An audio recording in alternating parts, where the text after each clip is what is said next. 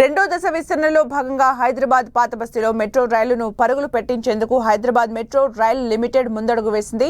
అందులో భాగంగా ఎంజీబీఎస్ నుంచి చంద్రయానగుట్ట వరకు 7.5 కిలోమీటర్ల మేర రోడ్ల విస్తరణ, స్టేషన్ల నిర్మాణం కోసం భూసేకరణ ప్రక్రియను వేగవంతం చేసింది. ఈ మార్గంలో దాదాపు 1200 ఆస్తులపై ప్రభావం ఉంటుందన్న మెట్రో ఎండీ ఎన్వీఎస్ రెడ్డి ఇప్పటికే భూసేకరణ చట్టం 2013 ప్రకారం 400 ఆస్తులకు సంబంధించి నోటిఫికేషన్లు జారీ చేసినట్టు పేర్కొన్నారు. జీహెచ్ఎంసీ మాస్టర్ ప్లాన్ ప్రకారం 100 అడుగుల వెడల్పుతో రహదారి విస్తరణ జరుగుతోందని, మెట్రో స్టేషన్ల వద్ద మాత్రం 120 అడుగుల వెడల్పులో విస్తరణ ఉంటుందన్నారు.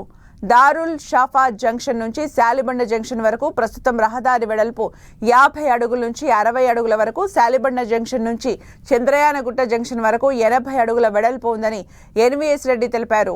దారుల్ షఫా శాలిబండ మధ్య చాలా ఆస్తుల విషయంలో ఒక్కొక్కటి 20 నుంచి 25 అడుగుల చొప్పున విస్తరణ చేయాల్సి ఉంటుందన్నారు.